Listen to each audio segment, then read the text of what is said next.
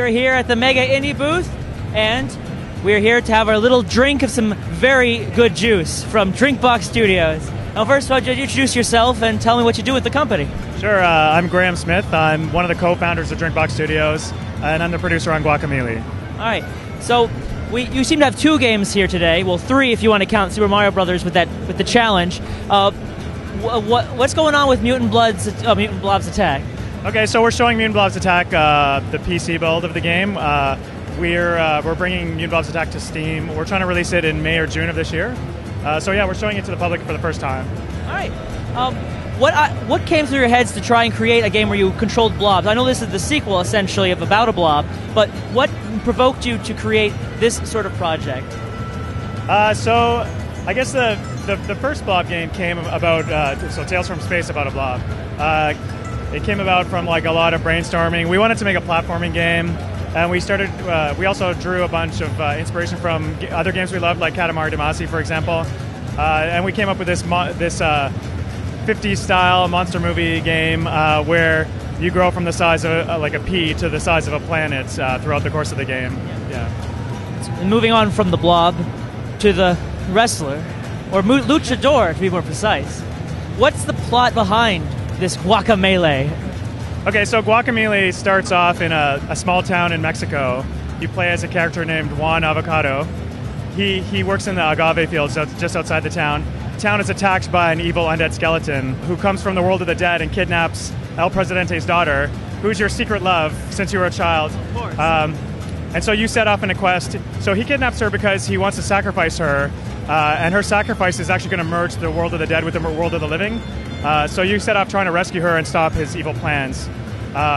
So the gameplay is basically, it's like a Metroidvania style game with an emphasis on brawling combat. So you play early in the game, you find a magical luchador mask which gives you special wrestling powers, and you use your wrestling powers to fight Kalaka's minions and go after the girl that you love. Part of the way through the game, you gain the ability to swap between these dimensions, and so you'll use that as part of the platforming. So like in one dimension there might not be platforms that there are on the other dimension, so as you're platforming you'll be swapping.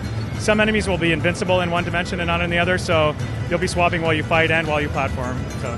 Now in the demo I played, we were met upon by a goat that transformed into a person or vice versa. And it was inside a Chozo statue of all things. That was an interesting callback to older franchise and like not. Are you going to do that more in other areas of the game, or is that just like a one-off that you're in the humor? I mean, it's already funny as is. We have a couple call-outs to some classic games, definitely. The Chozo statue is in the demo here, but we do have some other surprises which we don't want to give away, because the best thing about it is when you come in there and you see it for the first time, and it's just like very entertaining to see those things. Like the transforming into chickens. How did you suddenly decide, hey, let's transform into chickens? So that kind of came about by accident, actually. So one of the areas in the game is like a Mexican town, and when we first made that area, it felt a little bit empty. So we're like, oh, we need to put things in here to populate this area. So we made a chicken, and the first thing people tried to do was hit the chicken. So then we made it possible to hit the chickens, but then we found that it was really easy to hook the controller up to the chicken, and then we're like, okay, we have to put this in the game because it's so much fun just jumping around as a chicken. Yeah. Now, tell me about the cooperative mode. The game allows for 2 players, but what can you do together in the game? So we're still working on that aspect of the game and working on the design of that. But one thing we at least want to be able to do is to have 2-player co-op throws. So in the game, when you weaken an enemy, you'll see a button appear above their head, which means you can grab them and do a throw. And if both players run up to the enemy and do that, we want to have some like extra powerful, crazy tag team wrestling move happen. So we're kind of experimenting with that stuff right now.